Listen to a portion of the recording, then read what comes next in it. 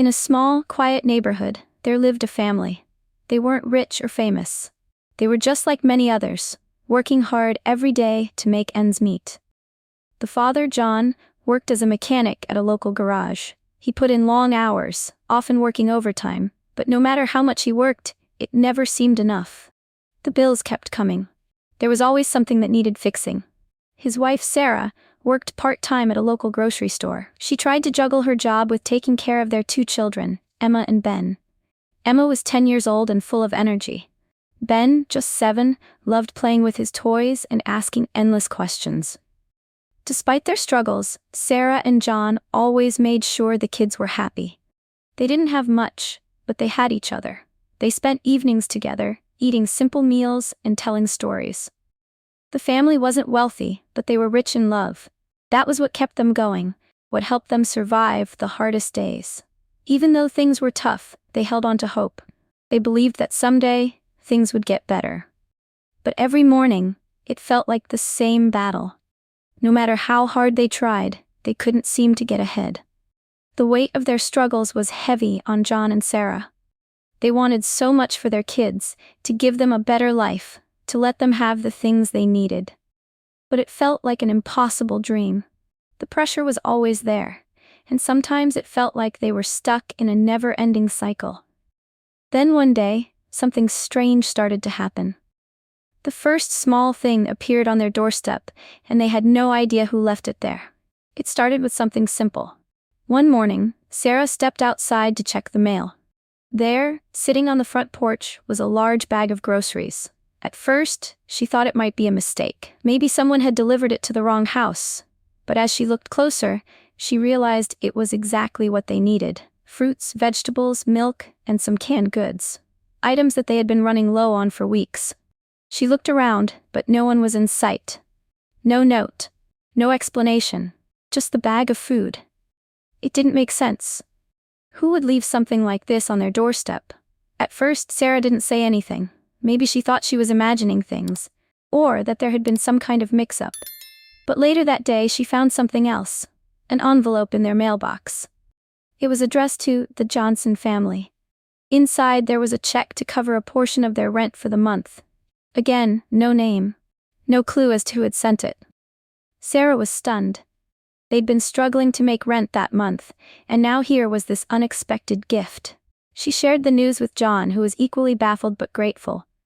It didn't feel real, but they knew they couldn't turn it down. Days passed and more mysterious things started to appear. Sometimes it was a bag of fresh clothes for the kids. Other times, it was toys, just small things, nothing too extravagant, but things the children had been asking for. They'd never told anyone they needed these things, and yet, someone seemed to know exactly what to get. It wasn't just that these items showed up, it was the timing. Every delivery arrived when they were at their lowest point, when they felt like they couldn't go on. The help was always there, just when they needed it most. The family was left wondering, who was behind all of this? They asked their neighbors, but no one seemed to know anything. No one had seen anyone drop things off. And yet, these gifts kept coming. Always, at the right moment. It felt like someone was watching them, someone who knew their struggles and wanted to help, but for reasons they couldn't understand, they never wanted to reveal themselves. As the days went by, the mysterious help continued, and the family's curiosity only grew stronger. Who was doing this? Was it a neighbor? Someone from the community? They tried to think of anyone who might have noticed their struggles, but no one seemed to stand out. John and Sarah would sit together after the kids were asleep, discussing the strange events. They started to wonder if there was some kind of secret group or charity helping people without them knowing. Maybe it was a local organization that supported families in need. But that didn't explain the personal touch. How could a stranger know exactly what they needed? One day, while John was working at the garage, Sarah decided to take matters into her own hands. She spent hours walking around the neighborhood, looking for any signs that might lead her to the mysterious benefactor. She checked with the neighbors, asking if they had seen anyone delivering things to their house. Most of them said no, but a few of them mentioned hearing strange noises at odd hours of the night, like someone sneaking around. but nothing concrete ever came up. The mystery remained unsolved. Sarah felt both grateful and uneasy. She couldn't shake the feeling that someone was watching them, someone who knew too much about their life. It was a strange mix of comfort and discomfort. As the weeks passed, the family began to rely on this unseen helper. They'd grown used to the surprise packages that arrived at their door. The kids began to talk about it too. Emma wondered aloud if they had a secret friend, someone who knew their needs even before they did. Ben, being younger, just liked the new toys that kept appearing. He didn't question where they came from, but it made him smile. One evening, Sarah found herself sitting in the kitchen, staring out the window. She saw a figure walking down the street, someone familiar, but she couldn't make out who it was. The figure stopped at their mailbox, glanced toward their house, and then disappeared into the shadows. Was it the person helping them? Sarah couldn't be sure, but she had the distinct feeling that the answer was closer than she thought. She went inside and told John what she saw. They both wondered if they were getting closer to finding out the truth. They agreed to be patient, but the curiosity was building. They couldn't ignore it any longer. Who was doing all of this? It was a rainy Thursday evening when the turning point came. The family had just finished dinner, and the kids were playing quietly in the living room. John and Sarah were sitting together as usual, feeling exhausted after another long day. The financial strain had been particularly hard that month. Sarah had been to the store and had to leave half the items behind because they couldn't afford everything on the list. They were sitting in silence when the phone rang. It was an unfamiliar number, and Sarah hesitated before picking it up. She was used to calls from bill collectors, but this one felt different. She answered, and a voice on the other end was calm, reassuring. "Hello, Mrs. Johnson. This is Dr. Adams. We need to talk about Emma." For a moment, Sarah froze. Emma had been complaining about headaches for weeks, but Sarah thought it was just the stress of school. The voice on the phone wasn't just calling to discuss her headaches. It was much more serious. Emma's condition needed immediate attention, and the cost of the treatment was more than they could afford. Sarah's heart sank. She turned to John, but he could see it in her eyes. He didn't need to ask what was wrong. They were facing another crisis, one that they couldn't handle on their own. The weight of it all hit them harder than ever before. That night, they talked late into the evening, trying to figure out how they could possibly pay for Emma's treatment. It felt hopeless. They didn't have enough savings, and medical bills were overwhelming. But just as they were about to give up, something unexpected happened. The next morning, Sarah opened the door to find a large envelope waiting for her. It wasn't a package of groceries or clothes this time. This was different. Inside, there was a check, enough to cover the entire cost of Emma's medical bills. The amount was more than they could have ever imagined. Sarah's hands shook as she held the check. The handwriting on the envelope was familiar, but she couldn't place it. Once again, there was no name, no return address, just the check, along with a small note that simply said, "Take care of her." Tears filled Sarah's eyes. It felt like a miracle. Someone had stepped in at the exact moment they needed help, without them even asking. The question on Sarah's mind, though, was stronger than ever. Who was doing this? The timing, the amount. It was too much to be a coincidence. The family had no idea who could be so kind, so generous. They realized that this wasn't just a random act of kindness, it was something much bigger. This time, they couldn't just wait around. They needed to find out who was behind it all. The mystery of who was helping them had consumed the Johnson family's thoughts for days. Sarah and John had spent sleepless nights talking, trying to figure out who could be so generous. The check for Emma's treatment had been the tipping point, the moment they knew they couldn't just let it go. Then, one afternoon, everything changed. It started with a simple visit to the local hardware store. John had gone in to pick up a few things for the house, and as he was paying, he noticed a man standing at the counter. The man was dressed in a sharp suit, his posture confident. He looked familiar, though John couldn't place him at first. It wasn't until the man turned slightly that John recognized him. Michael Thompson, the owner of the most successful business in town. Michael had a reputation for being private, even a bit reclusive. He wasn't someone who mingled with the community, and he certainly wasn't someone the Johnsons had ever spoken to directly. John had seen him around, but they'd never crossed paths. John's heart raced as he stood there, frozen for a moment. He couldn't believe it. Michael Thompson, the man who had everything, money, power, success, was standing right in front of him. Was it possible that this was the person who had been helping them all along? The moment passed quickly, and Michael turned to leave. But before he did, he looked directly at John, offering a brief, knowing smile.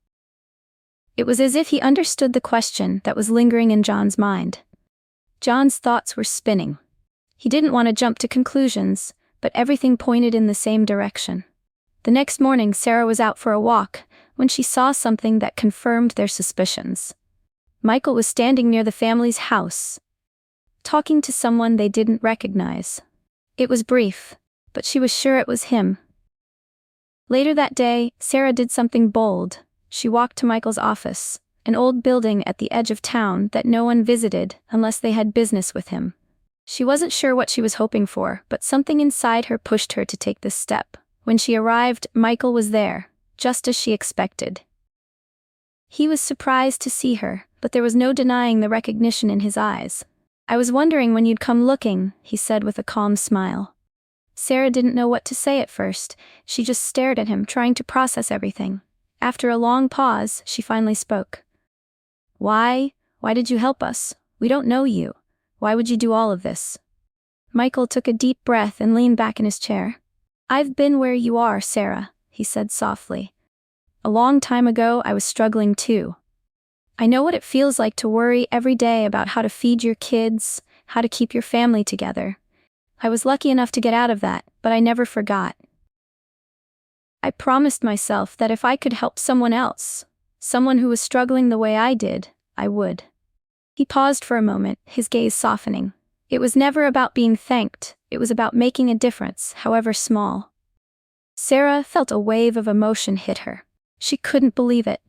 The man she'd seen as untouchable, unreachable, had been the one helping them all along, and he had done it out of kindness, without ever seeking recognition. For a moment, Sarah didn't know how to respond. She had so many questions, but all she could say was, "Thank you." Michael nodded, his expression serious but warm. "You don't have to thank me. Just keep going. Take care of your family." The revelation hit Sarah and John like a wave. Michael Thompson, the successful businessman they had never interacted with, was the one who had been quietly watching over them. He had stepped in at their lowest points, offering help without expecting anything in return. For days after Sarah's meeting with Michael, she and John couldn't stop talking about what they had learned. They felt a mixture of emotions: shock, gratitude, and disbelief. Michael's actions had been so kind, so generous, that it was almost hard to grasp. It was the last person they would have ever imagined. The kids didn't know yet. Sarah and John weren't sure how to explain it to them. Emma, always the curious one, asked why they kept looking at the check from the doctor, why they kept talking about Mr. Thompson. Sarah and John tried their best to keep things normal, but it was clear that something had changed. Finally, one evening, they sat down as a family to talk. Sarah and John explained to Emma and Ben that someone had been helping them all along, but they hadn't known who it was. They told them about Michael, how he had given them the support they needed without asking for anything in return. Emma's eyes widened as she listened. She couldn't believe it. "The man who owns the big business," she asked. "But why would he do that? He doesn't even know us." John nodded. "That's the thing. He did it because he knew what it was like to struggle. He didn't want anything from us. He just wanted to help." Ben, who was too young to fully understand, smiled. He loved the idea of having a secret helper. "So, he's like a superhero?" he asked. Sarah chuckled, her heart swelling. "In a way, yes, he is." The family spent the rest of the evening talking about what they would do now. They knew they couldn't repay Michael for what he had done. How could they? But they felt inspired. They realized that they, too, could make a difference in someone else's life, just as Michael had done for them. They didn't have much, but they could pay it forward in their own way. It didn't have to be grand.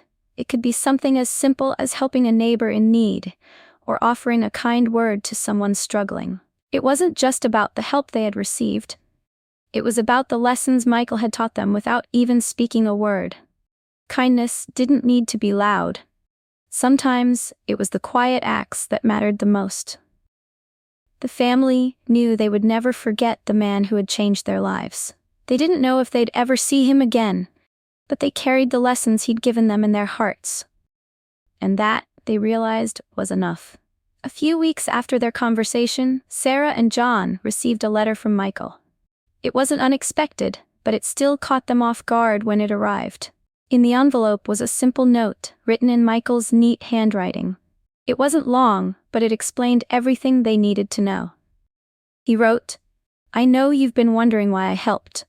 It's not easy for me to talk about, but I think you deserve to know. Many years ago, I was in a position similar to yours. I grew up in a small house, struggling with my family to make ends meet. My parents worked as hard as they could, but we barely had enough. There were times when I wasn't sure how we were going to pay for groceries, or if I would have the things other kids had. It was tough. And I remember the feeling of helplessness that would wash over me when I saw my parents looking at the bills, worrying about the future. I never wanted that for my family, but when I finally got the chance to make something of myself, I promised myself that I wouldn't forget those hard times.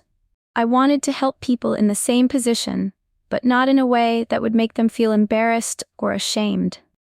I didn't want to be recognized. I just wanted to be there for them when they needed it most. I understand that you might not have expected help from someone like me, but you should know that I didn't do this because I wanted anything in return. I did it because I know what it's like to struggle, and I did it because I could. That's all. Take care of your family. Keep going. You've got this." As Sarah and John read the letter together, a wave of emotion washed over them. Michael's words made everything clear. He wasn't looking for credit. He wasn't trying to make himself look good. He had simply wanted to make a difference. His reasons for helping had been born from his own experience, his own struggles, and he didn't need anything more than the knowledge that he had helped someone else in need. It was in that moment that Sarah and John truly understood the power of kindness. Not the kind that expects something in return, but the kind that comes from a place of understanding and compassion. They had been touched by Michael's generosity, and they realized that they, too, had the power to help others, no matter how small the act. That was the greatest lesson of all.